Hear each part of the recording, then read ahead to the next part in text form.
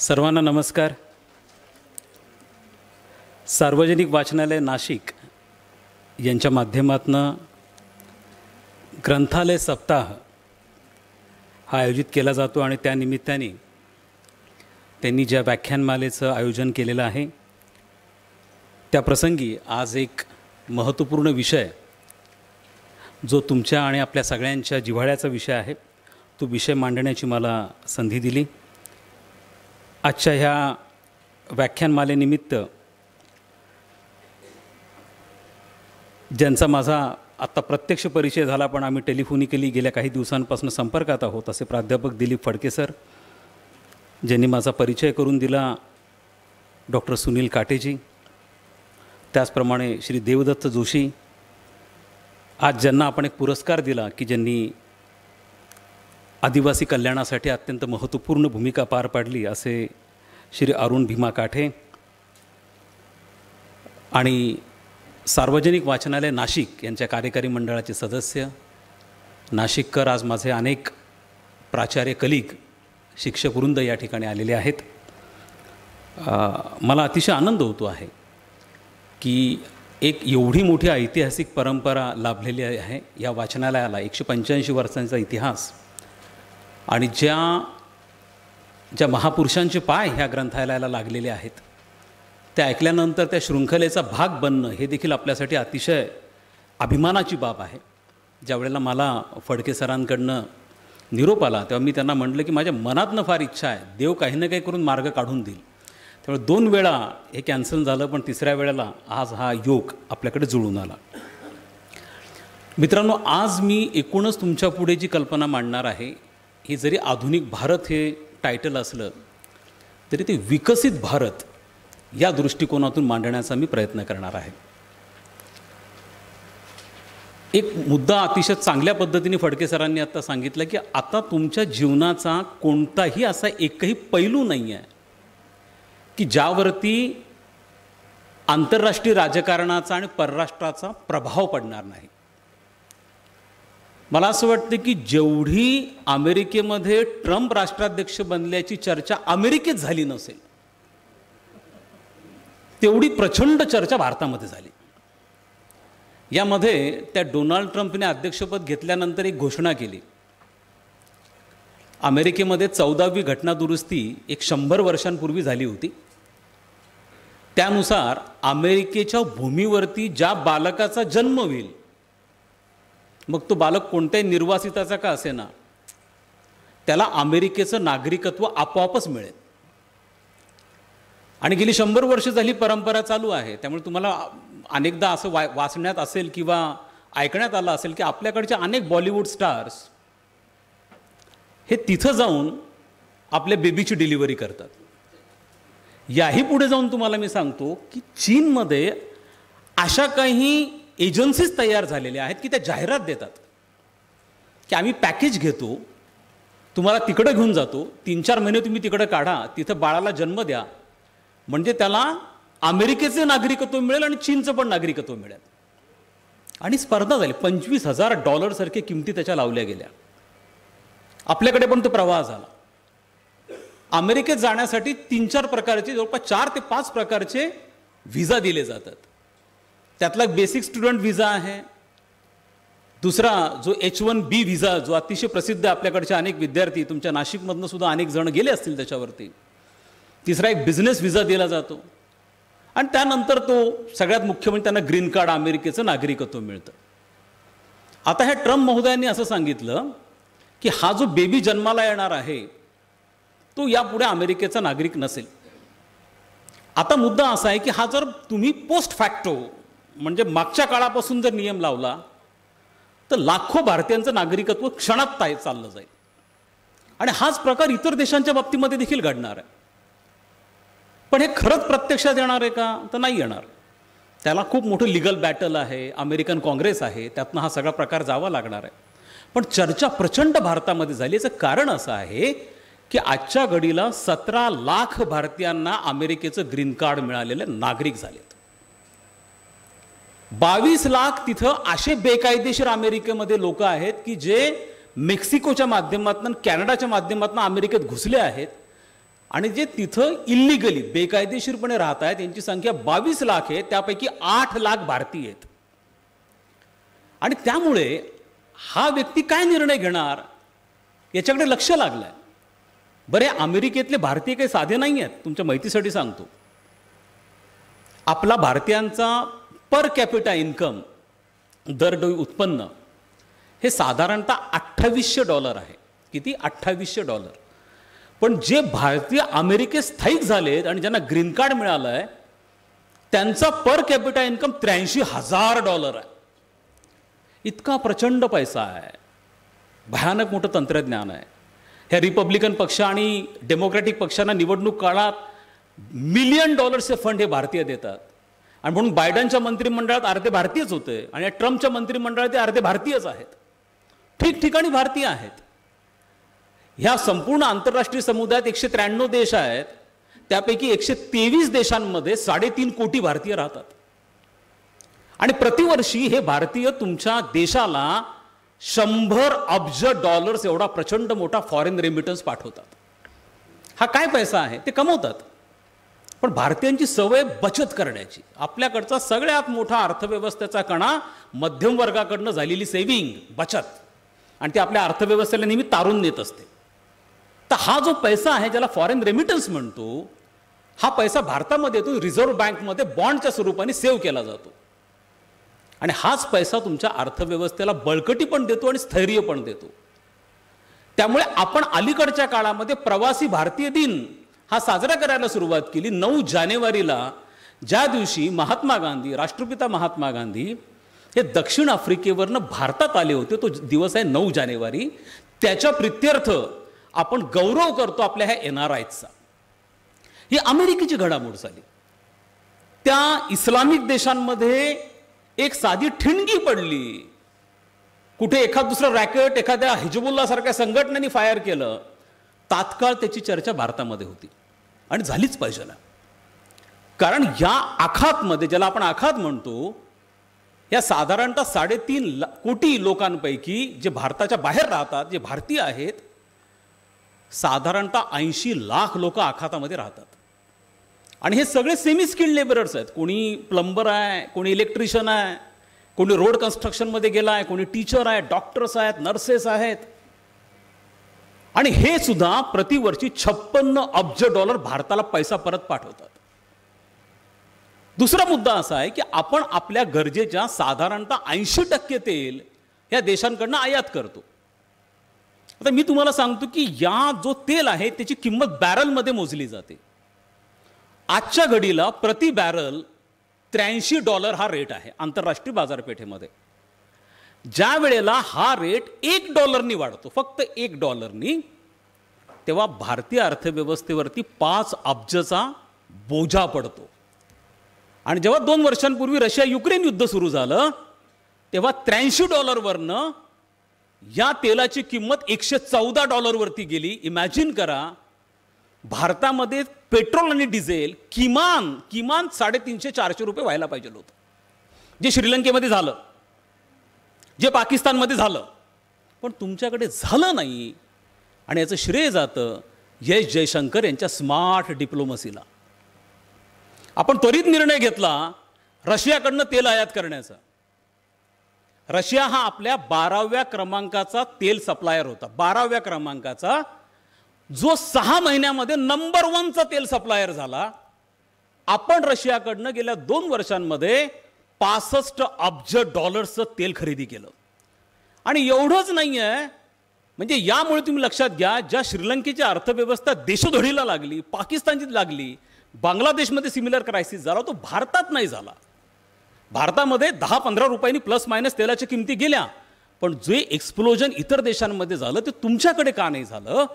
कारण आपण अमेरिकेच्या दबावाला बळी न पडता आपण रशियाकडनं तेल आयात केलं.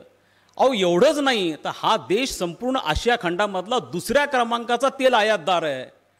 जो जगामध्ये पहिल्यांदा तेल निर्यातदार म्हणून भारताची ओळख बनली. युरोपला आज सगळ्यात जास्त तेल कोण सप्लाय करत असेल तर तो भारत आहे. तुम्हाला आश्चर्य वाटेल, जर्मनीला तेल सप्लाय करणारा सगळ्यात मोठा सप्लायर कोण आहे तर तो भारत आहे.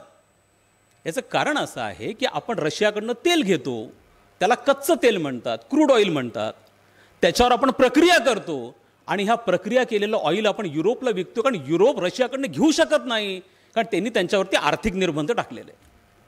त्यामुळे युरोपचा सप्लायर आपण बनलेलो आहोत. हे मिरॅकल का घडलंय, ह्या गोष्टी का घडता आहेत? आज आपण असं म्हणतो की, एक उदाहरण मी तुम्हाला देतो, मी त्या गोष्टीकडे नंतर अगदी सविस्तरपणे येणार आहे, की आमचे पंतप्रधान नरेंद्र मोदी हे गेल्या 10 वर्षांमध्ये 90 देशांच्या टूरवरती गेले. किंबहुना असे म्हटलं जातं की सातत्याने त्यांची बॅकपॅक असती आणि ते सातत्याने विदेश टूरला असतात. एकच गोष्ट तुम्हाला सांगतो, नंतर मी सविस्तर या गोष्टीकडे येईल. जेवढे परदेश दौरे अमेरिकेचे राष्ट्राध्यक्ष करतात, रशियाचे राष्ट्राध्यक्ष करतात, चीनचे राष्ट्राध्यक्ष करतात, जपानचे पंतप्रधान करतात, त्याच्या 50% सुद्धा मोदी दौरे करत नाहीत. कारण तुम्हाला सवयच नाही ते बघण्याची. तुम्हाला हेच कल्पना नाही की जागतिक घडामोडी तुमच्यावरती कशा प्रकारचा परिणाम करतील. आम्ही असं म्हणतो की आम्हाला देशामध्ये ज्या अतिशय बेसिक गोष्टी, शेतकऱ्यांच्या आत्महत्या, पण तुमच्या शेतकऱ्यांच्या आत्महत्या देखील आंतरराष्ट्रीय घडामोडींशी निगडीत आहेत. शेतकऱ्यांना दिल्या जाणाऱ्या युरियाची किंमत तुम्ही नाही ठरवत, विश्व व्यापार केंद्र ठरवतं, WTO ठरवतं. तुम्हाला काय सबसिडी द्यायची, कोणत्या रेटनी सबसिडी द्यायची, त्याचे रेट्स काय ठरवायचे, याच्या संदर्भातले निर्णय WTO, IMF, वर्ल्ड बँक घेतात.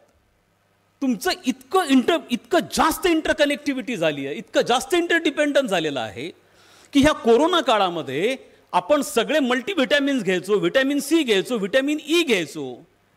हे व्हिटॅमिन्स बनवण्यासाठी एक बेसिक फार्मास्युटिकल इन्ग्रेडियंट लागतो. हा बेसिक फार्मास्युटिकल इन्ग्रेडियंट आपण चीनकडनं आयात करत होतो, आजही आपण तो चीनकडनं आयात करतो. प्रतिवर्षी भारत 56 API हे चीनकडनं $5.5 अब्ज देऊन आयात करतो. हाच प्रकार चीननी केला, जगाला सगळ्यांवरती डिपेंड राहायला लावलं. जो डाएट कोक अमेरिकेमध्ये मिळतो, युरोपमध्ये पॉप्युलर आहे, भारतातही पॉप्युलर आहे, त्याचे इन्ग्रेडियंट जोपर्यंत चीन सप्लाय नाही करत तोपर्यंत तो डाएट कोक युरोपमध्ये आणि अमेरिकेत बनणार नाही. त्याचप्रमाणे आपल्याला जे ऑक्सिजन सिलेंडर लागत होते, व्हेंटिलेटर्स लागत होते कोरोनाच्या सेकंड लाटेमध्ये, ते देखील आपल्याला चीनकडनं घ्यावे लागले. हे सांगण्याचा मतितार्थ एवढाच आहे की आता कोणतीही गोष्ट ही स्थानिक ही राहिलेली नाही आहे. प्रत्येक गोष्टीचा परिपक्ष हा आंतरराष्ट्रीय झाला आहे, हा जागतिक झालेला आहे. आणि आपण सगळे पालक आहोत आणि आपली जी पाल्य आहेत, आपली जी मुलं आहेत, ही आज जितक्या प्रचंड मोठ्या प्रमाणावरती विदेशामध्ये जात आहेत, हा आकडा ऐकून देखील तुम्हाला धक्का बसेल. आपण आजच्या घडीला साधारणतः $17 अब्ज केवळ भारतीय विद्यार्थी परदेशांना शिक्षणासाठी देत आहेत. आणि जगामध्ये 4 देश असे आहेत की त्यांच्या GDP मध्ये स्कॉटलंड, UK, नॉर्वे आणि ऑस्ट्रेलिया यांच्या GDP मधला 30% वाटा हा फॉरेन स्टुडंटनी दिलेल्या फीजचा आहे. त्यामुळे इतक्या प्रचंड मोठ्या प्रमाणावरती तुमच्याकडची मुलं ही बाहेर जात आहेत शिकण्यासाठी. ही संख्या लाखांनी आहे. तुम्ही कधी अमेरिकन कॉन्स्युलेटला व्हिजिट करा, तुमच्या बांद्रा कुर्ला कॉम्प्लेक्सच्या मुंबईच्या रांगाच्या रांगा, किलोमीटरच्या रांगा, सगळे भारतीय विद्यार्थी. मी मागच्या वर्षी एक एज्युकेशन टूरला UK आणि स्कॉटलंडला गेलो होतो. तर ते UK आणि स्कॉटलंडमध्ये तुम्हाला ठिकठिकाणी भारतीय दिसतील. म्हणजे मी स्कॉटलंडला जेव्हा गेलो तेव्हा त्या स्कॉटलंड या देशाची एकूण लोकसंख्या 23 लाख आहे आणि महाराष्ट्रामध्ये उच्च शिक्षण घेणाऱ्या मुलांची संख्या 45 लाख आहे. या 23 लाखांपैकी 10,000 ही मराठी मुलं आहेत. तिथं ठिकठिकाणी मराठी मुलं आहेत. इवन मला म्हणजे नाशिकचे 2 विद्यार्थी मला त्या ठिकाणी भेटले. आणि आता हा ट्रेंड इतका प्रचंड पॉप्युलर होतोय, मी त्या गोष्टीकडे येणार आहे. हा तुम्हाला आणि मला आत्मपरीक्षण करायला लावणारा प्रश्न आहे. कारण माझ्याकडे 6,000 महाविद्यालय आहेत, 83 विद्यापीठं आहेत, एवढी मोठी ह्यूज एज्युकेशन सिस्टम आहे, एवढं मोठं इन्फ्रास्ट्रक्चर आहे, पण माझी मुलं मात्र परदेशात जात आहेत. ही गोष्ट तुम्हाला आणि मला आत्मपरीक्षण करायला लावणारी. म्हणून आमच्या शिक्षण व्यवस्थेमध्ये, निदान पूर्वीच्या शिक्षण व्यवस्थेमध्ये कुठेतरी अशा प्रकारची त्रुटी होती की ज्यामुळे आमचेच विद्यार्थी आमच्याकडे पाठ फिरवत आहेत. हा सगळ्यांना आत्मपरीक्षण करायला लावणारा प्रश्न आहे. त्यामुळे सांगण्याचा मुद्दा, तुमचे मुलं, तुमचे नातेवाईक, आता असं काहीही राहिलेलं नाही आहे की जे ग्लोबल नाही आहे. तुमच्या प्रत्येक दैनंदिन घडामोडीवरती तुम्ही घरात गेला की सॅमसंगचा TV लावता, व्हर्लपूलचं वॉशिंग मशीन वापरताय, सगळं साऊथ कोरिया सप्लाय करतो, दक्षिण कोरिया तुम्हाला सप्लाय करतो. ह्या गोष्टी मी तुम्हाला यासाठी सांगितल्या आहेत की आता वर्ल्ड हे इंटरकनेक्टेड झालं आहे. आणि हे इंटरकनेक्टेड यासाठी झालेलं आहे की तुम्हाला पर्याय नाही आहे. तुम्ही एखाद्या आयसोलेटेड बेटावरती राहून आपला व्यवहार करू शकत नाही आहे. आणि म्हणून आपल्याला जो टार्गेट, जे मिशन आता ठरवलं गेलेलं आहे ते विकसित भारताचं मिशन ठरवलं गेलं आहे. भारतीय स्वातंत्र्याला 75 वर्ष पूर्ण झालेली आहेत. आपण आता स्वातंत्र्याच्या 100कडे वाटचाल करतो आहोत. आणि हा जो पुढचा 25 वर्षांचा काळ आहे, या काळाला अमृत काळ असं संबोधलं जातं. आणि या 25 वर्षाच्या काळामध्ये हा जो मिडल इन्कम इंडिया आहे की ज्याच्या अर्थव्यवस्थेचा एकूण आकार $3 ट्रिलियन आहे, ज्याचा पर कॅपिटा इन्कम $2800 आहे, या देशाला विकसित बनवायचं आहे. म्हणजे साधारणतः तुमच्या अर्थव्यवस्थेचा आकार हा $10 ट्रिलियन पर्यंत घेऊन जायचा आहे आणि पर कॅपिटा इन्कम हा साधारणतः कमीत कमी $10,000 पर्यंत घेऊन जायचा आहे. हे मिशन आहे, हे ऑब्जेक्टिव्ह, हे टार्गेट आहे. आपल्याला कल्पना आहे की आपण आजपर्यंत स्वातंत्र्यानंतर आर्थिक विकासाच्या पंचवार्षिक योजना आखल्या, पण आजपर्यंत तुम्ही कधी असं ऐकलं नसेल की आर्थिक विकासाचा 25 वर्षाचा रोडमॅप तयार केला गेला. खरं तर ज्या ज्या देशांनी विकसनशील स्टेटसकडनं विकसित स्टेटसकडे मायग्रेशन केलं आहे त्या सर्वच देशांनी एक व्यापक योजना विकासाची आखली आहे. तुमच्या शेजारी एक चीन सारखा देश आहे. तुम्हाला मी काही फॅक्ट सांगतो, तुम्हाला फार आश्चर्य वाटेल. 1979 पर्यंत, 1979 पर्यंत, ज्या वर्षी माओ त्से-तुंग ज्यांनी साम्यवादी चीनची स्थापना केली, त्यांच्या निधनापर्यंत एकही चीनचा नेता चीन सोडून देशाबाहेर गेलेला नव्हता. एकही चीनचा नेता देशाबाहेर गेलेला 1979 पर्यंत. माओ त्से-तुंगच्या निधनानंतर 1980 मध्ये डेन शियाओपेंग हा नेता पहिल्यांदा जपानला गेला आणि त्यांनी जपानच्या निसान ऑटोमोबाईल्सला भेट दिली. आणि तो प्रोजेक्ट बघत असताना तिथं अमेरिकेने कसं योगदान दिलेलं आहे, अमेरिकेने कशी फंडिंग दिलेली आहे आणि म्हणून निसान मोटर्स किती जगभर पसरलेला आहे, हा पहिल्यांदा लेसन घेतला. आणि मग त्यांनी सांगितलं की नेमकं झालं कसं. मग जपानने सांगितलं की आम्ही सगळ्या बहुराष्ट्रीय कंपन्यांना सांगितलं की आमच्याकडे या, प्लॅन्ट्स लावा, आम्ही साधन संपत्तीचा विकास करून देतो, जमीन देतो, इलेक्ट्रिसिटी देतो, एन्व्हायरमेंट क्लिअरन्स देतो, आमच्याकडे या. आणि त्यानंतर हा साम्यवादी देश 1981 साली हा भांडवलवादी देश बनला. त्यांनी आपली अर्थव्यवस्था ओपन केली आणि चीनमध्ये प्रचंड परकी गुंतवणूक यायला लागली. 1979 मध्ये चीनमध्ये एकच बहुराष्ट्रीय कंपनी होती. आज चीनमध्ये 14,000 बहुराष्ट्रीय कंपन्या आहेत. 1979ला चीनचा एकूण GDPचा आकार हा फक्त 52 अब्ज होता, जो आता $18 ट्रिलियन एवढा आहे. काय केलं या देशांनी 30 वर्षामध्ये? काय हे कायापालट घडून आलं?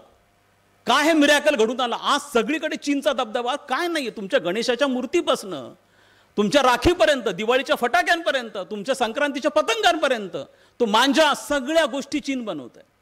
सगळ्या गोष्टी आपल्याकडे पाठवल्या जात आहेत. आपण त्याला सगळे उत्साहाने घेतो आहोत. तुमच्या माहितीसाठी म्हणून सांगतो, केवळ राखी पौर्णिमेमध्ये चीनने बनवलेल्या राख्यांच्या आधारावरती ओव्हरऑल ट्रेड हा $30 मिलियन होतो. तुम्हाला कल्पना असेल की तुम्ही जे AC लावतात, या ACचं भारतातलं मार्केट हे $2 बिलियन आहे. जे लोक जिममध्ये जातात, व्यायाम करतात, त्या लोकांना माहिती पाहिजे की दुधाची भुकटी म्हणजे व्हे प्रोटीन हे भारतामध्ये मिनिमम $2 बिलियन विकलं जातं. इतकी ह्यूज इंडस्ट्री. पॉप्युलेशन केवढं आहे तुमचं? 140 कोटीचं पॉप्युलेशन आहे. त्यापैकी 62 कोटी हा मध्यम वर्ग आहे, मिडल क्लास, ॲस्पारंट. आज त्याच्याकडे लुना आहे, उद्या स्कूटर पाहिजे, स्कूटर पाहिजे, नंतर त्याच्यापेक्षा चांगली गाडी पाहिजे, मग 4 व्हीलर पाहिजे, मग 4 व्हीलर ऑटोमॅटिक पाहिजे, मग ऑटोमॅटिक नंतर आणखीन त्याच्यावरची ग्रेड पाहिजे. याला ॲस्पिरेशनल मॅन पॉवर म्हणतात, ॲस्पिरेशनल पॉवर म्हणतात. हे इंडियन्स आहेत. आणि इतका प्रचंड पैसा, ग्रामीण भागात जा तुम्ही, आपण असं म्हणतो ना आपल्या अर्थव्यवस्थेला, आज इतका प्रचंड कायापालट झाला आहे. ठिकठिकाणी तुम्हाला वेगळ्या प्रकारची दुकानं दिसतील, मल्टीनॅशनल कॉर्पोरेशनचे ऑफिसेस दिसतील, बँका दिसतील, हॉटेल्स दिसतील, ठिकठिकाणी ऑटोमोबाईल. सगळ्यात मोठा सेल ऑटोमोबाईलचा हा ग्रामीण भागामध्ये आहे.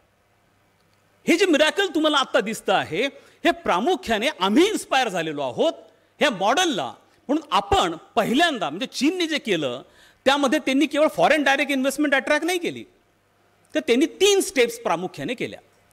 त्यातली पहिली स्टेप त्यांना याची कल्पना होती की जर तुम्हाला परदेशी कंपन्यांना आपल्याकडे बोलवायचं असेल, त्यांना सांगायचं असेल की आमच्याकडे प्लांट लावा, तर सगळ्यात पहिली अट आहे की तुमच्याकडे साधन संपत्तीचा विकास झाला पाहिजे आहे. म्हणजे तुमच्याकडे उत्तम रोड्स पाहिजे आहेत, उत्तम रेल्वे कनेक्टिव्हिटी पाहिजे आहे. अहो मी प्रचंड माल तयार करणार पण तो विकला कुठे जाणार आहे? त्यामुळे मला कनेक्टिव्हिटी लागेल, मला एअरपोर्टपर्यंत जावं लागेल, मला रेल कनेक्टिव्हिटी लागेल, मला पोर्ट कनेक्टिव्हिटी लागेल. ह्या सगळ्या गोष्टींसाठी त्यांनी इंडस्ट्रियल पार्क्स तयार केले. आणि त्या पार्क्समध्ये त्यांनी प्रत्येक गोष्ट, म्हणजे जर एक मोबाईल बनवायचा असेल तर त्या मोबाईलला लागणाऱ्या सगळ्या ॲक्सेसरीज या 100 एकरमध्ये मिळतात. पण आज जर भारतामध्ये आपण विचार केला तर नाशिकच्या एखाद्या उद्योगपतीला, स्मॉल स्केल इंडस्ट्रियलिस्टला एक एअर कूलर बनवायचा असेल तर तो सांगाडा नाशिकमध्ये बनवेल, पंखा घ्यायला तामिळनाडूत जाईल, मोटर घ्यायला हरियाणात जाईल, आणि हा जो रोड ट्रान्सपोर्टेशन आहे हा कॉस्ट ऑफ प्रोडक्शनमध्ये ॲड होतो आणि तुमची वस्तू प्रचंड महाग बनते. का? कारण आपल्याकडे इंडस्ट्रियल पार्क्स नाही आहेत, इंडस्ट्रियल हब्स नाही आहेत जे चायनाने क्रिएट केलेत. म्हणून आम्ही आता इंडस्ट्रियल पार्क्समध्ये, या हब्समध्ये मोठ्या प्रमाणावरती गुंतवणुकी करायला लागलोय. मग चायनाने दुसरं काय केलं? एक ते इन्फ्रास्ट्रक्चर जबरदस्त क्रिएट केलं. त्यानंतर त्यांनी दुसरा महत्त्वाचा पार्ट केला, तो म्हणजे फॉरेन डायरेक्ट इन्व्हेस्टमेंट, FDI. हे तुम्ही लक्षात घ्या. आता हा FDI तुमच्या कन्झ्युमर आयटममध्ये येतोय. तुम्हाला बघा काय सवयी लावल्या गेल्यात.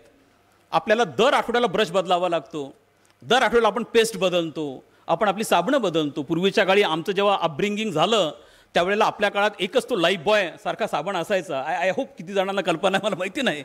आणि एक शिकेकाई नावाचं एक डोक्यासाठीचं साबण असायचा. आता तुम्ही बघा काय सवयी तुमच्या आमच्या बदलून टाकल्या गेल्या त्या मल्टीनॅशनल कॉर्पोरेशननी. सगळ्यात जास्त FDI कन्झ्युमर आयटम्समध्ये येतं. कारण तुम्हाला सवय लागली वेफर्स वेगळ्या प्रकारचे खायची, त्याचे फ्लेवर्स वेगळ्या प्रकारचे खायचे. खरं तर हा FDI एज्युकेशनमध्ये आला पाहिजे, हेल्थमध्ये आला पाहिजे, रुरल इन्फ्रास्ट्रक्चर डेव्हलपमेंटमध्ये आला पाहिजे. पण तो येत नाहीये, तो येतोय कन्झ्युमर आयटममध्ये. कारण तुमच्या आणि माझ्या सवयी त्याला जबाबदार आहेत. आपल्या सवयी आपल्याला बदलाव्या लागतील. म्हणजे हा FDI येणं इथं थांबेल आणि मग तो ज्या ठिकाणी गेला पाहिजे त्या ठिकाणी जाईल. चायनानी हा FDI ट्रॅक करण्याची पॉलिसी ठरवली आणि मग त्यांचे प्रेसिडेंट हे व्हिजिटला सगळीकडे चालले गेले. आणि तिसरं त्यांनी काय केलं असेल तर चायनीज एज्युकेशन सिस्टम बदलली. आणि चायनीज एज्युकेशन सिस्टम बदलल्यानंतर कौशल्य विकासावरती भर द्यायला सुरुवात केली.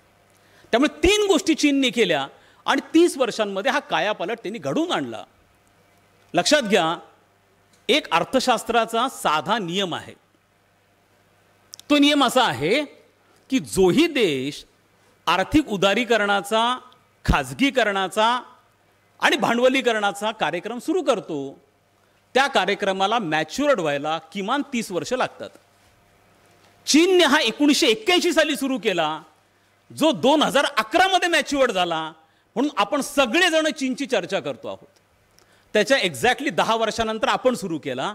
हा 2021 मध्ये मॅच्युअर्ड होणार होता. म्हणून फडके सरांनी ज्यांचा उल्लेख केला, माजी राष्ट्रपती अब्दुल कलाम साहेब यांनी 2005 मध्ये एक पुस्तक लिहिलं, इंडिया 2020. हे पुस्तक आपल्या सगळ्यांच्या वाचण्यात आलं. हे मराठी ट्रान्सलेट झालं आहे. वसंतराव गोवारीकर साहेबांनी त्याची प्रस्तावना लिहिली आहे. फार सुरेख पुस्तक आहे. तुमच्या लायब्ररीमध्ये पण ते पुस्तक असेल आणि ते आवर्जून वाचा. तेव्हा मी दिल्लीमध्ये होतो आणि मला सारखा प्रश्न पडायचा की कलाम साहेबांनी हा 2020 हा काय प्रकार आहे, 2018 का नाही, 2017 का नाही, 2015 का नाही. तर भारताने जर 1991ला आर्थिक उदारीकरणाचा कार्यक्रम सुरू केला तर तो 2021ला मॅच्युअर होणार, 30 वर्षानंतर. म्हणून सगळे प्रेडिक्शन्स, प्रोजेक्शन हे 2020 नंतरचे होते. पण दरम्यानच्या काळात कोरोना आला, रशिया युक्रेन युद्ध आलं आणि आपला जो प्रोजेक्शन आहे ते लांबलं गेलं. हे लक्षात घ्या. पण आपणही पुढच्या 10 वर्षांमध्ये जशी चीनची चर्चा होतीये तशी भारताची पण चर्चा होणार आहे. हा नियमच आहे. भारत देखील एक्सपोर्ट डेस्टिनेशन बनणार आहे. आपण त्याच दिशेने जातो आहोत. पण आपल्याकडे लॉंग टर्म प्लॅन्स हे कधी केले गेलेले नव्हते.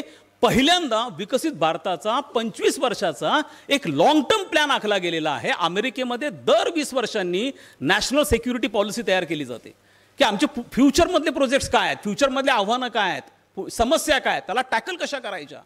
यासाठी थिंक टँक्स यांना प्रचंड पैसा दिला जातो. तुम्हाला कल्पना असेल, वॉशिंग्टन DC ही अमेरिकेची राजधानी आहे. एकट्या वॉशिंग्टन DC मध्ये 350 थिंक टँक हे राज्यशास्त्र आणि परराष्ट्र धोरणामध्ये काम करणार आहेत. 350 थिंक टँक्स. आणि हे थिंक टँक्स काम करतात. आणि हे का होतं? कारण त्यांची प्रोजेक्शन्स असतात. 50 वर्षानंतर काय थ्रेट्स आहेत त्याचा ते आत्तापासून विचार करायला सुरुवात करतात. आणि त्यांना आता कळलं आहे की त्यांची मेजर थ्रेट ही चायना आहे. कारण हा एकमेव देश असा आहे की ज्यांनी 2049 पर्यंत अमेरिकेला मागे टाकून, म्हणजे अमेरिकेच्या अर्थव्यवस्थेचा आकार हा $21 ट्रिलियन आहे, चीनचा $18 ट्रिलियन आहे, $3 ट्रिलियन फरक आहे, जो त्यांना 2049 पर्यंत पूर्ण करायचा आहे. आणि चीन ते सहज करू शकतो. दरम्यानच्या काळात एकच गोष्ट जी आहे जी चीनला मागे ओढू शकते ती म्हणजे जे सोव्हिएत रशियाचं घडलं ते जर चीनचं घडलं तरच हा देश मागे जाऊ शकतो. आणि चीन फुटण्याची शक्यता खूप जास्त आहे, कारण तो सगळ्यांना दाबून ठेवलं गेलं त्या ठिकाणी. त्यामुळे तो जर एक्सप्लोजन झालं तर लक्षात घ्या 2050 पर्यंत अमेरिका नंबर 1 ला असेल आणि भारत नंबर 2 ला असेल. पुढच्या 2 वर्षांमध्ये आपण जपान आणि जर्मनीला मागे टाकून 3ऱ्या क्रमांकाची अर्थव्यवस्था बनतोय. त्यांना मागे टाकणं फार आपल्यासाठी खूप म्हणजे खूप सोपं आहे. इतका प्रचंड मोठा व्हॉल्यूम आहे ह्या अर्थव्यवस्थेचा, इतकी प्रचंड मोठी यंग पॉप्युलेशन आपल्याकडे आहे. ज्या दिशेने आपला प्रवास चाललेला आहे तो अत्यंत सकारात्मक अशा स्वरूपाचा प्रवास आहे. आता प्रश्न आपल्याकडे पडतो की ज्या वेळेला आम्ही असं म्हणतो की आम्ही हे विकसित भारताचा मेगा प्लॅन तयार केलेला आहे, त्यासाठी 3 गोष्टी ह्या आम्ही पण आयडेंटिफाय केलेल्या आहेत. जर तुम्हाला ह्या देशाला विकसित बनवायचं असेल तर तुम्हाला ह्या देशाला पहिले प्रॉडक्ट नेशन बनवावं लागेल. प्रॉडक्ट नेशन म्हणजे उद्योग प्रधान देश. आता हे देखील लक्षात घेणं तुम्हाला फार गरजेचं आहे की जर तुम्ही आज भारतीय अर्थव्यवस्थेचं एकूण चित्र पाहिलं, म्हणजे असा गोल लक्षात घ्या तुम्ही, वर्तुळ, आणि ज्यामध्ये भारतीय अर्थव्यवस्थेला सगळ्यात जास्त योगदान कोणते कोणते क्षेत्र देतात हे जर आपण पाहिलं तर आपल्याला असं लक्षात येईल की जेव्हा भारताला स्वातंत्र्य मिळालं 1947ला, तेव्हा कृषी क्षेत्राचं योगदान आपल्या अर्थव्यवस्थेला 63% होतं, जे आता कमी होऊन 13% आलेलं आहे. दुसरा मोठा कंपोनंट आहे तो म्हणजे सर्व्हिस सेक्टर, सेवा क्षेत्र, ज्याच्यामध्ये हॉटेल्स, बँक्स, विमा कंपन्या ह्या सगळ्या येतात. त्यांचं कॉन्ट्रीब्युशन आहे 53% तुमच्या अर्थव्यवस्थेत. सगळ्यात जास्त सेवा क्षेत्राचं कॉन्ट्रीब्युशन आहे. त्याच्या खालोखाल येतं तुमचं उद्योग क्षेत्र, ज्याचं कॉन्ट्रीब्युशन 23% आहे. आणि मग आंतरराष्ट्रीय व्यापार, मिसलेनियस येतात. आता बघा तुम्ही भारतामध्ये नेमकं काय घडलं, कशा उलट्या गोष्टी आपल्याकडे घडल्या. जर तुम्ही युरोपचा आर्थिक उत्क्रांतीचा इतिहास पाहिला तर तुम्हाला असं दिसतं की युरोपमध्ये पहिले शेतीप्रधान अर्थव्यवस्था होती, त्यानंतर तिथं औद्योगिक क्रांती झाली. औद्योगिक क्रांती झाल्यानंतर वसाहतवाद आला. त्यांना कच्चा माल देणारी आणि पक्का माल विकणारी बाजारपेठ पाहिजे होती. आणि त्यानंतर 20व्या शतकामध्ये हे लोक सर्व्हिस सेक्टरकडे वळले. भारतामध्ये स्वातंत्र्य मिळाल्यानंतर आपण वस्तुतः उद्योग क्षेत्राकडे जाणं गरजेचं होतं, कारण आपली शेती प्रधान अर्थव्यवस्था होती. आपण डायरेक्ट 80s आणि 90s मध्ये आपल्याकडे सर्व्हिस सेक्टरचा प्रचंड मोठा बूम झाला. IT sector. आता मुद्दा असा निर्माण झाला की आयटी सेक्टरचं कॉन्ट्रीब्युशन तुमच्या अर्थव्यवस्थेला फार मोठं आहे, पण हे आयटी सेक्टरमध्ये एम्प्लॉयमेंट जनरेशन पोटेन्शियल हे फक्त 2% आहे, कारण त्यांना हायली स्किल्ड मॅन पॉवर लागतं, MCA, MBA. पण आमच्याकडचं जे प्रचंड सेमी स्किल्ड लेबरर्स आहेत, जे शेती ओस पडल्यामुळे शहरामध्ये येत आहेत, त्यांना रोजगार देणार कुठनं तुम्ही? ह्या देशामध्ये प्रतिवर्षी 2 कोटी तरुण हे ह्या रोजगाराच्या प्रतीक्षेमध्ये विद्यापीठांमधनं, कॉलेजेसमधनं बाहेर पडतात. 2 कोटी. आणि आजच्या घडीला 21 कोटी लोक असे आहेत की ज्यांना आपल्याला त्वरित रोजगार उपलब्ध करून द्यायचा आहे. मग सर्व्हिस सेक्टरमध्ये पॉसिबल नाही आहे, ॲग्रिकल्चरमध्ये पॉसिबल नाही आहे, मग हे करायचं कुठनं? मग त्यासाठी एकच क्षेत्र आहे, ते म्हणजे उद्योग क्षेत्र. आणि म्हणून मेक इन इंडिया, म्हणून आत्मनिर्भर भारत, आणि म्हणून विकसित भारत, म्हणून तुम्हाला इंडस्ट्रियलिस्ट बनवणं, म्हणून प्रॉडक्ट नेशन बनवणं. नसता हा बेरोजगारीचा प्रश्न हा तुमच्या देशाला इतका भयानक होणार आहे. म्हणजे आज आम्ही प्राऊडली म्हणतो की आमची लोकसंख्या जगातली नंबर 1ची लोकसंख्या झाली. आपली लोकसंख्या आजच्या घडीला 142 कोटी आहे. हा अंदाज आहे. 2011 मध्ये शेवटची जनगणना झाली. 11 नंतर 13 वर्ष झाली जनगणना झालेली नाही आहे. माझा अंदाज आहे हा कमीत कमी 160 कोटीची लोकसंख्या आहे आपली, कमीत कमी 160. पण असं असताना कुठे चिंतेचा सूर दिसतोय का तुम्हाला? कुठे फार मोठी चर्चा दिसते का तुम्हाला? नाही आहे. का नाही आहे?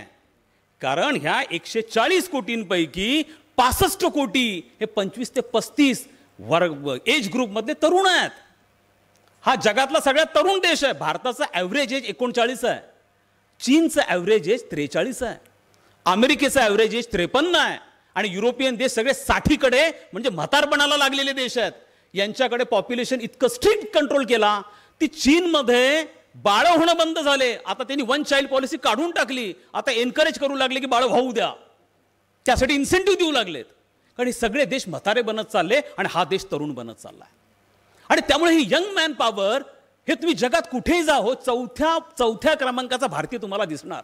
प्रत्येक क्षेत्रामध्ये, युरोपमध्ये जा, अमेरिकेमध्ये जा, ठिकठिकाणी तुम्हाला भारतीय दिसणार आहेत. आणि म्हणून भारताला ह्युमन रिसोर्स सप्लायरचं सगळ्यात मोठं केंद्र हे पुढच्या काही वर्षामध्ये बनताना तुम्ही बघणार आहात. याचं कारण असं आहे की भारतीयांची मागणी आहे हो. हा भारतीय माणूस हा मुळातच अत्यंत शांतता प्रेमी आहे, तो कुटुंबवत्सल आहे, तो तिथं जातो, तो आपली फॅमिली इस्टॅब्लिश करतो, अत्यंत कमिटेड वेनी सिन्सिअरिटीने नोकरी करतो, पैसे साठवतो, देशाला पाठवतो, कोणत्याही व्हायलंट ॲक्टिव्हिटीमध्ये जात नाही, कोणत्या टेरर ॲक्टिव्हिटीमध्ये जात नाही, कोणते ग्रुप्स बनवत नाही, कोणत्या धार्मिक मूलतत्वादाकडे जात नाही. म्हणून भारतीयांची मागणी ठिकठिकाणी आहे.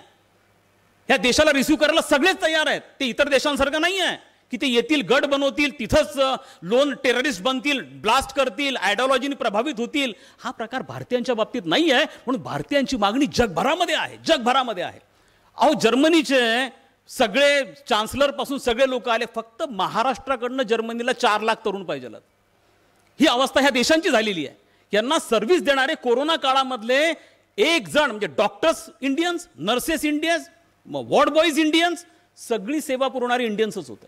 जगभरात तो प्रकार आहे. म्हणून मुद्दा निर्माण तुमच्याकडे असा होतोय की आता या बाबतीमध्ये तुम्हाला त्या स्वरूपाचं स्किल्ड मॅन पॉवर हे तुम्हाला तयार करावं लागणार आहे. म्हणून आमचं पहिलं टार्गेट जे विकसित भारताचं नियोजन आम्ही 25 वर्षाचं केलंय, त्यामधलं पहिला पिलर जो आहे इन्फ्रास्ट्रक्चर डेव्हलपमेंटचा, ज्यासाठी आपण $1 ट्रिलियन हे खर्च केलेले आहेत. मी तुम्हाला आवर्जून सांगेल की तुम्ही कधीतरी, म्हणजे आम्ही अनेकदा नागपूरला आम्हाला अधिवेशनासाठी किंवा शासकीय कामांसाठी जावं लागतं, पण आम्ही आता प्रेफर करतो की समृद्धी महामार्गाने जाण्याचं. आपण जरूर प्रवास करा. आणि आजही बघा तुम्ही ज्या प्रकारचं इन्फ्रास्ट्रक्चर डेव्हलपमेंट भारतात आणि महाराष्ट्रामध्ये झालेलं आहे, हे कदाचित 10 वर्षांपूर्वी आपण कोणीही बघितलेलं नसेल. पहिले इन्फ्रास्ट्रक्चर डेव्हलपमेंट केलं आणि आता आपण बहुराष्ट्रीय कंपन्यांना आकर्षित करायला लागलो. जो iPhone 16 आपण वापरतोय सध्या, हा इंडियन मेड आहे. तो पूर्वी चायना मेड असायचा. iPhone 16चं 30% प्रोडक्शन हे भारतामध्ये सुरू झालं. सॅमसंगनी आपला पूर्ण प्लांट हा चीनमधनं गुंडाळला आणि उत्तर प्रदेशच्या नोएडामध्ये नवा प्लांट लावला. आज सॅमसंगचं देखील 50% प्रोडक्शन भारतामध्ये होतं आणि भारतातनं तो एक्सपोर्ट केला जातो. ही आता सुरुवात आहे. मी याला असं म्हणत नाही की तो खूप ॲम्बिशियस, हळूहळू तुम्हाला करावे लागतील. भारतामध्ये पूर्वी जर एखादा उद्योग लावायचा असला तर लोक 10-10 वर्ष प्रयत्न करायचे, फ्रस्ट्रेट व्हायचे, परत चालले जायचे. ह्या देशामध्ये साधारणतः 1200 परवाने घ्यावे लागायचे एक उद्योग सुरू करण्यासाठी. 1200 परवाने, ज्यांची संख्या कमी करून आम्ही आता 200 वरती आणली आहे. पण तीही कमी करणं पाहिजे, सिंगल विंडो सिस्टम पाहिजे. म्हणून डुईंग बिझनेस विथ ईज ही जगामध्ये WTO कडनं एक लिस्ट प्रकाशित केली जाते की कोणत्या देशामध्ये उद्योग करणं सोपं आहे. त्यात भारत 142व्या स्थानावरती होता, जो आता 63व्या स्थानावरती आलाय. लवकरच आपण 50 मध्ये येऊन जाऊ. त्यामुळे ही बाब निश्चितपणे घडणार आहे. याचं कारण असं आहे की लोकांचा आता चीनवरचा विश्वास हा कमी व्हायला लागलेला आहे. कोरोना काळामध्ये जी माहिती चीनने लपवली आणि जगाला धोक्यामध्ये आणलं. लक्षात ठेवा, हा इतका धूर्त देश आहे, इतका धूर्त आहे. ज्या वेळेला हा देश काही गोष्टी जास्तीच्या खरेदी करायला लागतो, तेव्हा समजायचं की कोणत्या ना कोणत्या संकटाचा सामना जगाला करावा लागणार आहे. कोरोना येण्यापूर्वी यांनी मास्क आणि व्हेंटिलेटर्स प्रचंड मोठ्या प्रमाणावरती, PPT किट्स मोठ्या प्रमाणावरती स्टोअर करायला सुरुवात केली, त्याचा एक्सपोर्ट थांबवून दिला. आणि त्यानंतर कोरोनाची महामारीचं भयानक संकट आलं. हीच माहिती चीनने पूर्ण जगभर लपवली. WHOनी देखील आता WHOमधनं अमेरिकेने माघार घेतली. काय कारण आहे त्याच्या माघार घेण्याचं? ही सगळी संघटना चीनला पूर्णपणे हस्तक बनलेली आहे. हा चीन चालवतो WHO. म्हणून कोरोनाच्या काळातली सगळी माहिती, आता परत एक पॅन्डेमिक कोणता तरी आलाय त्यांच्याकडे, त्या पॅन्डेमिकची माहिती देखील WHOला नाही आहे, अजूनही नाही आहे. खरं तर प्रत्येक देशाला मॅन्डेटरी आहे. 15 दिवसांमध्ये तुम्हाला ती इन्फॉर्मेशन WHOला द्यावी लागते. कोरोनाची माहिती त्यांनी 6 महिने झाली तरी दिली नव्हती. त्यामुळे हा सगळा पसरू दिला. आता चीनने सोन्याची खरेदी प्रचंड सुरू केलेली आहे. इतकी प्रचंड प्रमाणामध्ये सोन्याची खरेदी सुरू केलेली आहे. जवळपास गेल्या 2 ते 3 महिन्यांमध्ये 5 टन सोनं हे चीनने खरेदी केलेलं आहे. त्यामुळे आता कोणत्या तरी एका नव्या समस्येचा सामना करावा लागतो की काय हे लक्षात घ्या. दिवाळीच्या काळामध्ये सोनं हे 80,000पर्यंत जाऊन पोहोचलं. काय कारण आहे त्याच्या मागे? कारण चीनमधलं रिअल इस्टेट हे पूर्णपणे कोलमडलं आहे. त्या रिअल इस्टेटमध्ये सामान्य माणूस गुंतवणूक करायचा. 42% त्यांच्या GDPचा वाटा रिअल इस्टेटमधनं यायचा. पण रिअल इस्टेट पूर्णपणे कोलमडल्यामुळे सामान्य माणसाला गुंतवणुकीच्या संधी नाहीत. कारण तिथं आपल्यासारखी डेमोक्रेसी नाही आहे की कुठेही आपण गुंतवणूक करू शकतो. म्हणून सामान्य माणसांनी सोन्यामध्ये गुंतवणूक करायला सुरुवात केली. म्हणून चीन प्रचंड सोन्याची आयात करायला लागला. आणि ज्या प्रकारचं सोनं चीन साठवतोय त्यामुळे शॉकवेव्ह झाल्या. आपणही घाबरलो. RBIने देखील 2 टन सोनं खरेदी केलं. आपण तर इतके घाबरलो की आम्ही बँक ऑफ लंडनमध्ये 100 टन सोनं आम्ही ठेवलेलं होतं, 100 किलो सोनं ठेवलेलं होतं, ते आम्ही तात्काळ फ्लाईट करून भारतामध्ये घेऊन आलो. हे कारण असं आहे की काहीतरी शॉकवेव्ज हा देश देण्याचा प्रयत्न करत असतो, पण या देशाकडनं आपल्याला शिकणं देखील गरजेचं आहे. म्हणून इन्फ्रास्ट्रक्चर डेव्हलपमेंट हा पहिला पिलर आहे ज्याच्यावरती आपण लक्ष केंद्रित केलं.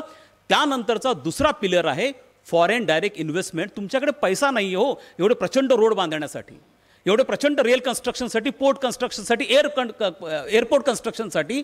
तुम्हाला IMF, वर्ल्ड बँक सोडून द्या बाजूला, आपण त्याच्याकडे जाते नाही, पण जे मेजर नेशन्स आहेत त्यांच्याकडनं तुम्हाला पैसा लागणार आहे, कारण तुमच्याकडे पैसाच नाही आहे. त्यामुळे आता ह्या मुद्द्याकडे मी येतो की ज्या ज्या देशांनी विकसनशील देशाकडून विकसित देशाकडे मायग्रेशन केलेलं आहे त्या त्या देशांना परकीय गुंतवणुकीची गरज पडली आहे आणि त्या त्या देशांनी प्रचंड प्रमाणामध्ये भागीदारी वाढवलेली आहे. त्यांचे राष्ट्रप्रमुख हे सातत्याने विदेश दौऱ्यांवरती होते. हाच प्रकार तुम्हाला भारतामध्ये दिसतोय. आज मोदी परदेशामध्ये गेल्यानंतर तुम्हाला एक बाब दिसेल, एका व्हिजिटनंतर 5 बिलियनच्या इन्व्हेस्टमेंट, 10 बिलियनच्या इन्व्हेस्टमेंट येत आहेत. कुठे, कोणत्या सेक्टरमध्ये येत आहेत? ते येतात कन्स्ट्रक्शन सेक्टरमध्ये. Smart cities, road construction, bullet train, हे सगळं कन्स्ट्रक्शनमध्ये काय येतं आहे आणि आपण का मागतोय? लक्षात घ्या, कारण गेल्या 10 वर्षांमध्ये ग्रामीण भागामधनं शहरी भागामध्ये साधारणतः 15 कोटी लोकांचं स्थलांतर झालेलं आहे. 15 कोटी. आज मुंबई पुण्यामधल्या कन्स्ट्रक्शन साईट्स बघा, तुम्हाला लातूर, बीड, उस्मानाबाद, जालना इथले शेतकरी दिसतील, शेतमजूर दिसतील. हे सगळे मराठी बोलणार आहेत, त्या ठिकाणी असतात आणि तिथं कन्स्ट्रक्शन साईटवरती काम करतात, कारण शेतीमधनं उत्पादन आता कमी झालेलं आहे. करायचं काय? अजूनही 76% मॅन पॉवर तुमची तिकडं आहे. हे आता मायग्रेट व्हायला लागलेत. हे सेमी स्किल्ड लेबरर्स आहेत, अनस्किल्ड लेबरर्स आहेत. यांना जर रोजगार द्यायचा असेल तर कन्स्ट्रक्शन सेक्टर एकमेव सेक्टर आहे ज्या ठिकाणी प्रचंड मोठा FDI यायला लागला आणि तो FDI आपल्याला आणला पाहिजे आणि तो येत राहील. त्यामुळे पहिला पर्पज आहे फॉरेन डायरेक्ट इन्व्हेस्टमेंट आणणं. त्यासाठी टूर मॅनेज केल्या जातात. आमचे मुख्यमंत्री आता दावोसला आहेत. दावोसला आपण जातो. ज्याप्रमाणे तुम्ही विकसित भारताचं उद्दिष्ट ठेवलंय, तुम्ही विकसित महाराष्ट्राचं उद्दिष्ट ठेवलंय. अहो, तुमच्याकडचे जे मेगर प्लॅन्स येणार आहेत, इन्व्हेस्टमेंटचे प्लॅन्स येणार आहेत, हे येणार कसे? जोपर्यंत तुम्ही जगाला सांगत नाही की आम्ही कसे बदललेलो आहोत. या देशाची काय इमेज होती? या देशाची इमेज ह्या परकीय स्कॉलर्सनी केलेली होती. हा गारुड्यांचा देश आहे. अहो, ह्या अमेरिकेमध्ये 1991, 92, 93, 94, 95 या काळामध्ये हॉलिवूडमध्ये चित्रपट निघायचे. या चित्रपटांमध्ये असं दाखवलं जायचं, तुमच्यापैकी आपणच अनेक लोकांनी पाहिलं तर मला नावं आठवत नाहीत, पण त्यात असं दाखवलं पृथ्वीवरती प्रचंड मोठं संकट आलेलं आहे आणि अमेरिकेतले लोक, शास्त्रज्ञ, सायंटिफिकली त्याचा विचार करणं, ते 2-2 मिनिटाला कॉफी पिणं, त्याच्यावरती विचारविमर्श करणं, एक्सपेरिमेंट करणं करतात. आणि भारतामध्ये लोक मंदिरामध्ये प्रार्थना करतायत, मुस्लिम मॉस्कमध्ये नमाज पडतायत, हेच ते दाखवायचे. ते म्हणजे मागासलेली लोक आहेत, हे फक्त तेवढंच करू शकतात. डेव्हलप फक्त आम्ही आहोत, ते आम्ही एक्सपेरिमेंट करतो. पण ह्याच देशाला कळलं नाही किंवा 9/11चा अटॅक झाला, त्या अल-कायदावाल्या आतमध्ये घुसले आणि WTO उद्ध्वस्त करून गेलं. तेव्हा हे लोक आले की हे इथपर्यंत पण येऊ शकतात. हे तोपर्यंत त्यांना रिअलाइज झालेलं नव्हतं. त्यामुळे मुद्दा आपल्याला हा लक्षात घेणं गरजेचं आहे की आपण जो इन्फ्रास्ट्रक्चर डेव्हलपमेंटवरती आता आपण जातो आहोत, त्यातला पहिला FDI आणणं. दुसरा जे NRIs विषयी मी तुम्हाला सांगितलं, ज्यांच्याकडे प्रचंड पैसा आहे, यांचे कन्क्लेव्ज हे ठिकठिकाणी घेतले जातात, त्याच्या माध्यमातून पैसा येतो. आज दावोसमधनं आपण सेम, कारण जेव्हा भारताची अर्थव्यवस्था 5 ट्रिलियनची होईल तेव्हा महाराष्ट्राची अर्थव्यवस्था $1 ट्रिलियन असेल. आज उद्योगामध्ये आपण नंबर 1ला आहोत. तर हे करणं का गरजेचं आहे? तर तुम्हाला तुमचा ब्रँड जगामध्ये दाखवावा लागतो की आम्ही बदललेलो आहोत. अहो, साधं उदाहरण तुमचं माझं घ्या. तुम्हाला कोणीतरी 50,000 रुपये लोन मागितले, उसनवार मागितले. तुम्ही काय विचार करताल हो? ज्याला तुम्ही लोन देणार आहेत त्याची पार्श्वभूमी पहिले चेक करताल तुम्ही. हा लोन कशासाठी मागतोय? याची आर्थिक क्षमता आहे का? हा खरंच तो पैसा चांगल्या कामासाठी लावतोय का? यांनी यापूर्वी कोणाचे पैसे बुडवलेले आहेत का? हा पैसा घेतल्यानंतर हा चांगल्या कामासाठी तो पैसा वापरेल का? आणि सगळ्यात महत्त्वाचा, हा माझा पैसा परत करेल का? आपण जर सामान्य माणूस विचार करत असेल तर जेव्हा देश तुम्हाला 100 बिलियन देतात, ते नाही विचार करणार. ते विनाकारण देतील, ते काय आमच्या प्रेमात पडलेले आहेत? आपल्याकडे आत्तापर्यंत प्रतिवर्षी 2013-14 मध्ये भारतामध्ये 20 अब्जाचा FDI यायचा. आता 100 अब्जाचा FDI येतो. 80 अब्जांनी वाढलाय. काय झालं अचानक मिरॅकल? कारण आम्ही ब्रँड इंडिया जगामध्ये पोहोचवला. आम्ही सांगितलं भारत बदललेला, you come down here, have a plant. आम्ही तुम्हाला सगळ्या प्रकारच्या परमिशन्स देतो, सगळ्या प्रकारचं इन्फ्रास्ट्रक्चर आमच्याकडे आहे आणि we will help you out. आणि आता त्यामुळे FDI तुमच्याकडे मोठ्या प्रमाणावरती यायला लागला आहे. आणि ह्या सगळ्या फिगर्स मी तुम्हाला सांगतोय, या मिनिस्ट्री ऑफ कॉमर्समध्ये, फिनान्स मिनिस्ट्रीच्या वेबसाईट्सवरती सगळीकडे चेक करा. हे मी तुम्हाला यासाठी सांगतोय की भारताची इमेज, भारताची प्रतिमा ही आता बदललेली आहे. हा देश लोकशाही प्रधान देश आहे. या देशामध्ये सगळ्यात महत्त्वाचं म्हणजे स्थैर्य आहे. जो पाकिस्तान सारखा, आता उद्या पाकिस्तानमध्ये गुंतवणूक करायला तुम्ही तयार होताल? कोणीच नाही. त्या गुंतवणुकीला गॅरंटीच नाही आहे. कधी काय होईल सांगतात. चायनामध्ये गुंतवणूक करायला लोक घाबरायला लागलेत. त्यामुळे ही गुंतवणूक आता भारताकडे येणार आहे. त्यामुळे FDI हा सेकंड रिक्वायरमेंट झाली. आणि शेवटचा तिसरं जी रिक्वायरमेंट आहे ज्याकडे मला यायचं आहे ती म्हणजे स्किल्ड ह्युमन रिसोर्सचं प्रोडक्शन. आणि ज्यासाठी जे मी नेहमी सांगत असतो की भारतामध्ये 1991 पासून आर्थिक उदारीकरण हा कार्यक्रम सुरू झाला. विविध क्षेत्रांमध्ये सुधारणा झाल्या. एकमेव क्षेत्र असं होतं की ज्यामध्ये सुधारणा व्हायची राहिली होती आणि ते क्षेत्र होतं शिक्षण क्षेत्र. आणि म्हणून राष्ट्रीय शिक्षण धोरण 2020 हे आपण आणलं. आणि ते आणणं यासाठी गरजेचं होतं की आज तुम्हाला जी प्रचंड मोठी बेरोजगारीची समस्या दिसतीये त्याचं सगळ्यात मेन कारण जर तुम्ही विचारलं तर आमच्याकडे ग्रॅज्युएटची संख्या तर प्रचंड वाढती आहे. म्हणजे आज जर तुम्ही भारतामधले ग्रॅज्युएट जर बघितले तर ते अख्ख्या युरोपच्या 28 देशांची लोकसंख्या आणि भारताचे ग्रॅज्युएट्स हे इक्विव्हॅलंट आहेत. इतकी प्रचंड ग्रॅज्युएट्स आहेत. पण हेच ग्रॅज्युएट्स कॉन्स्टेबलच्या पोस्टसाठी अप्लाय करतात. अरे कॉन्स्टेबलच्या जेव्हा जाहिराती निघतात त्या PhD होल्डर अप्लाय करतो. याचा अर्थ काय आहे? याचा अर्थ असा आहे की तुमच्याकडे डिग्री तर आहे पण तुमच्याकडे एम्प्लॉयबिलिटी नाही आहे. ज्याच्या आधारावरती तुम्हाला रोजगार मिळेल ती क्षमता तुमच्याकडे नाही आहे. कारण ती क्षमता निर्माण करण्यामध्ये आमची शिक्षण प्रणाली ही मागे पडलेली आहे. आपल्याला ॲक्सेप्ट करावं लागतं. कारण एक डिस्कनेक्ट तयार झाला आहे. मार्केटची डिमांड काहीतरी वेगळीच आहे आणि आम्ही क्लासरूममध्ये काहीतरी वेगळं शिकवत आहे. मी माझ्या विषयाचं उदाहरण तुम्हाला देतो. मी राज्यशास्त्राचा विद्यार्थी आहे. आम्ही राज्यशास्त्रामध्ये प्लेटो शिकवतो, ॲरिस्टॉटल शिकवतो, सगळे 2000 वर्षांपूर्वीचे पाश्चिमात्य विचारवंत शिकवतो. माझ्याकडनं ग्रॅज्युएट झालेला युवक जेव्हा बाहेर पडतो आणि मार्केटमध्ये जातो आणि जो एखाद्या इंडस्ट्रीमध्ये जातो, कॉर्पोरेट वर्ल्डमध्ये जातो, तेव्हा त्याला विचारलं तुझ्याकडे कोणत्या प्रकारच्या प्रोफेशनल स्किल्स आहेत, तेव्हा तो सांगतो की नाही मला प्लेटो ॲरिस्टॉटल तोंडपाठ आहेत, त्याच्या सगळ्या कन्सेप्ट मला तोंडपाठ आहेत. पण तुला DTP येत आहे का? तुला इंग्लिश ड्राफ्टिंग तुझं कसं आहे? तू व्यवस्थित लेटर्स ड्राफ्ट करू शकशील का? तुझं रिटर्न ओरल आर्टिक्युलेशन कसं आहे हे तू करू शकशील का? त्यामध्ये तो कमी पडतोय. आणि त्यामुळे इंडस्ट्री ड्रिव्हन अकॅडमिक कोर्सेस आमच्याकडे नाही होत आहेत. आणि हा सगळ्यात मोठा आपल्याकडचा लॅकुना तयार झालेला आहे. कारण आपण खूप जास्त थेरॉटिकल एज्युकेशन जे 1986चा पॅटर्न होता त्यामध्ये आपण गुंतून पडलेलो होतो. आणि म्हणून आमच्याकडे ह्युमॅनिटीज आणि आर्ट्सच्या मुलांना केवळ 2च करिअरचे मार्ग आहेत. केवळ 2च. एक तर ते सिव्हिल सर्व्हिसेसकडे जाणं, नाही तर प्राध्यापक होणं. याशिवाय तिसरा पर्यायच नाही आहे उपलब्ध. आणि जर हे नाही केलं, आपण या शिक्षण क्षेत्रामध्ये सुधारणा नाही केल्या तर हे हजारो लाखो, ज्याला तुम्ही डेमोग्राफिक डिव्हिडंड म्हणतात ना, की तुमची सगळ्यात मोठी संपत्ती तुमचं तरुण मॅन पॉवर आहे, हा डेमोग्राफिक डिव्हिडंड डेमोग्राफिक डिझास्टरमध्ये कन्वर्ट होऊन जाईल. आणि या देशावरती इतकी भयानक पाळी येईल जर पुढच्या 25 वर्षांमध्ये आपण या शिक्षण क्षेत्रामध्ये सुधारणा नाही केल्या तर. हेच लोक, म्हणजे मी नाव घेत नाही आहे, पण तुम्ही आता जे क्राईम करणारे आहेत, हिनियस क्राईम करणारे जे आहेत त्यांचा एज ग्रुप बघा.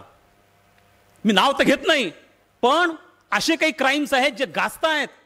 तुम्ही त्याच्यातल्या क्रिमिनल किंवा सस्पेक्टचा जर तुम्ही एज ग्रुप पाहिला, 21 वर्ष 22 वर्ष, आणि त्यांच्यावरचे गुन्हे 17-18 गुन्हे. पहिला गुन्हा 14व्या वर्षी, 16व्या वर्षी गुन्हा. हे काय आहे? हे कुठे जातो होतं आपण? हे कोणाचं फेल्युअर आहे? आज किती प्रचंड प्रमाणात गळती आहे. 2,20,00,000 शालेय शिक्षणामधले विद्यार्थी आहेत. 2,20,00,000. आमच्याकडचे 45 लाख आहेत. पण मग 10वीला तुमच्याकडे 25 लाख विद्यार्थी बसतात, 12वीला 15 लाख विद्यार्थी बसतात, त्याच्यापैकी 60% हायरमध्ये येतात. पण हे 2,20,00,000 10वीला 25 लाखापर्यंत कसे होतात? ही प्रचंड मोठी गळती कशी सुरू होती? हा गळतीचा आत्मपरीक्षण आपण सगळ्यांनी केलं पाहिजे. आणि हे यासाठी नाही झालं कारण हा गळती म्हणजे तुमच्या समाजासाठी प्रचंड मोठा धोका आहे. आणि जर ही गळती तुम्ही रोखली नाही तर हेच नाक्यावरती थांबतील. आणि हेच सगळे तरुण जे अतिशय यंग आहेत, 13, 14, 15, 16 वर्षांचे आहेत, ते कोणते शस्त्र हातात घ्यायला मागे पुढे पाहणार नाहीत. त्यामुळे तुम्हाला जर त्यांच्यामध्ये स्किल नाही निर्माण केलं, त्यांना तुम्ही पॉझिटिव्हली एंगेज नाही केलं, तर तुमचा समाज जिथे स्थैर्य तुम्हाला दिसते, स्थैर्य 10 वर्षानंतर नाही दिसणार. टेक माय वर्ड ग्रँटेड. जितका भयानक प्रश्न तुमच्याकडे शेतकरी आत्महत्येने होणार नाही, तितका भयानक प्रश्न ह्या युवकांच्या अनरेस्टमधनं तयार होईल या देशामध्ये. आणि म्हणून जर तुम्हाला त्यांना प्रोफेशनली एंगेज करायचं असेल तर शिक्षण व्यवस्था बदलून टाका. आणि ही शिक्षण व्यवस्था आम्ही बदलायचा प्रयत्न केला आहे 2020 पासून. या वर्षापासून आम्ही 2024-25 पासून आम्ही नॅशनल एज्युकेशन पॉलिसी अख्ख्या राज्यामध्ये सरसकटपणे राबवायला सुरुवात केली. आणि ती यासाठी केली की आम्ही सगळ्यांना सांगितली राबवली गेलीच पाहिजे. तुमच्या माझ्यासाठी नाही हो, त्या येणाऱ्या जनरेशनसाठी ती गरजेची आहे.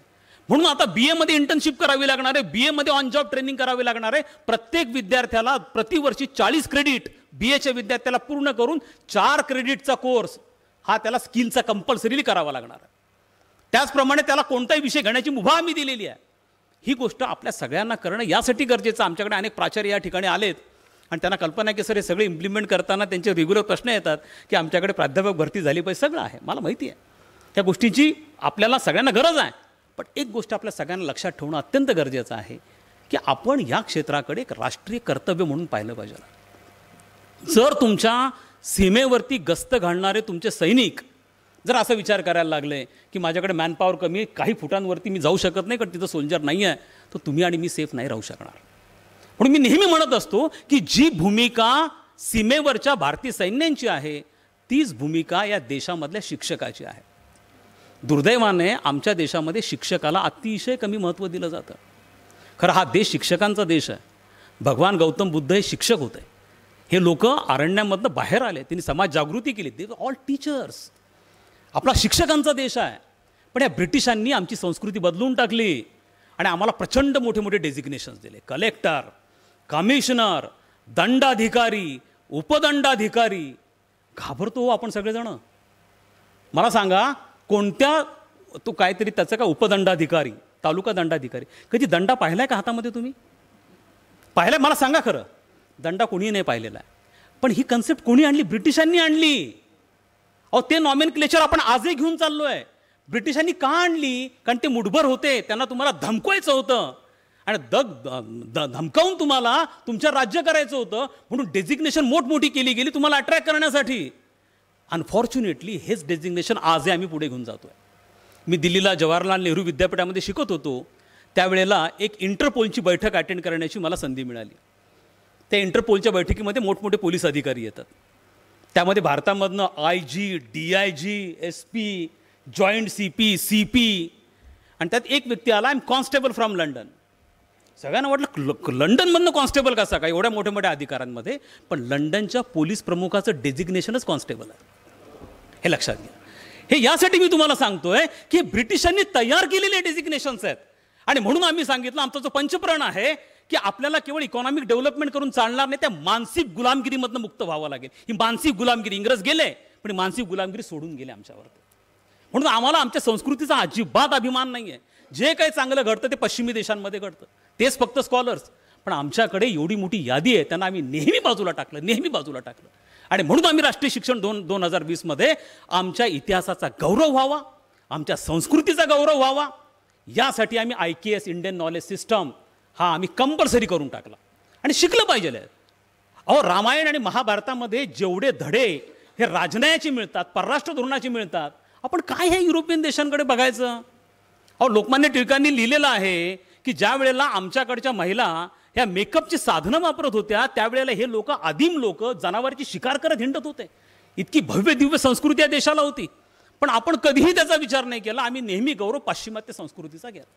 आणि म्हणून या वसाहतवादी गुलामगिरीच्या मानसिकतेतनं सुद्धा मुक्त होणं हे विकसित भारतासाठी अत्यंत गरजेचं आहे. आणि त्यासाठी हे जुने कायदे बदलणं हे गरजेचं. ती प्रक्रिया ऑलरेडी केंद्रीय पातळीवरती सुरू झालेली आहे आणि ती प्रक्रिया या नंतर सुद्धा पुढे घेऊन जाणं अत्यंत गरजेचं आहे. मला असं वाटतं की आपण हे जे ब्रॉड ड्रीम ठेवलेलं आहे, ह्या ड्रीमच्या संदर्भामध्ये तुम्ही आम्ही सगळ्यांनी सकारात्मक राहणं अत्यंत गरजेचं आहे. कृपया नकारात्मक राहू नका. आपल्या सगळ्यांचं जनरेशन सुखरूपपणे पार पडलं, जशा कोणत्या आपली परिस्थिती असेल. पण विचार करा ह्या येणाऱ्या जनरेशनविषयी. आणि मी सातत्याने सांगत असतो तुम्हाला थोडा त्रास होईल, आमच्या प्राध्यापकांना त्रास होईल, आमच्या प्राचार्यांना त्रास होईल, कारण त्यांना एका सिस्टममध्ये काम करायची सवय झाली होती. 86 पासून आम्ही ती सिस्टम बदलून टाकलेली आहे. तिथं तुम्हाला थोडं जास्त काम करावं लागेल. पण याच कामावरती तुमच्या विकसित भारताचे हे जे जनक आहेत, अँबॅसिडर्स आहेत, ते तयार होणार आहेत. 2047 साली आपल्यापैकी किती लोकांना ते भाग्य असेल भारताच्या स्वातंत्र्याला 100 वर्ष पूर्ण झाल्याचं बघण्याचं. पण नक्की आपण एवढं म्हणू शकू की आम्ही जरी ते स्वातंत्र्याचं स्वप्न पाहू शकलो नाही 100 वर्षाचं, पण त्यासाठी आवश्यक असणारे शिलेदार आम्ही तयार केले. आणि हेच आपलं सगळ्यात महत्त्वाचं आहे. हाच मेसेज आपल्या सगळ्यांसाठी आहे. त्यामुळे आपल्या देशावरती, आपल्या संस्कृतीवरती, आपल्या इतिहासावरती प्रचंड अभिमान करा. हा देश जगामधला अव्वल स्थानाचा देश बनणार आहे. आणि लक्षात ठेवा, जेव्हा एखादा इस्लामिक देश UAE सारखा तुमच्या एका हिंदू देवळासाठी 100 एकरची जागा देतो, हे प्रचंड मोठं मिराकल आहे, प्रचंड मोठं मिराकल आहे. त्यामुळे ही सुरुवात झालेली आहे. पुढच्या 10-15 वर्षांमध्ये या देशाच्या ग्रोथला, विकासाला कोणी अडू शकणार नाही आहे. फक्त सकारात्मक राहा. ट्रान्झिट पिरियडमध्ये प्रत्येकाला काम करावं लागतं. त्याला गिल्ड फेज म्हणतात. इकॉनॉमिक्समधले कोणी विद्यार्थी असतील तर जेव्हा अशा स्थित्यंतराच्या फेजमधनं आपण जातो, त्याच्यामध्ये थोडी असुरक्षितता वाटते. त्याला फंक्शनल अनार्की असं म्हणतात. माझे मित्र आले तिथं, गाल्ब्रेथ नावाचा इकॉनॉमिस्ट आणि राज्यशास्त्र दोघांचा अभ्यासक होते, आणि फंक्शनल अनार्की शब्द वापरला. म्हणजे आपण नेहमी सिस्टमला शिव्या देतो, पण हा कार्यक्रम 7ला सुरू झाला, बरोबर 8ला संपतोय. माझी गाडी इथं आली, रेल्वे वेळेवर सुटत आहेत, विमान वेळेवर सुटत आहेत, मिटिंग्स व्यवस्थित होत आहेत, पण आपण तरी सिस्टमला शिव्या घालत राहतो. काहीतरी प्रॉब्लेम आहे. म्हणजे फंक्शनल आहे पण अनार्की आहे. ही अवस्था ही ह्या ट्रान्झिट पिरियडमध्ये सगळीकडे असते. हे तुम्हाला मलाच नाही, प्रत्येक देशालाही पाहावं लागलं आहे. पण याच्यामध्ये स्टेबल राहा, याच्यामध्ये सकारात्मक राहा आणि येणाऱ्या पिढीसाठी जेवढं शक्य आहे तेवढं योगदान द्या. धन्यवाद.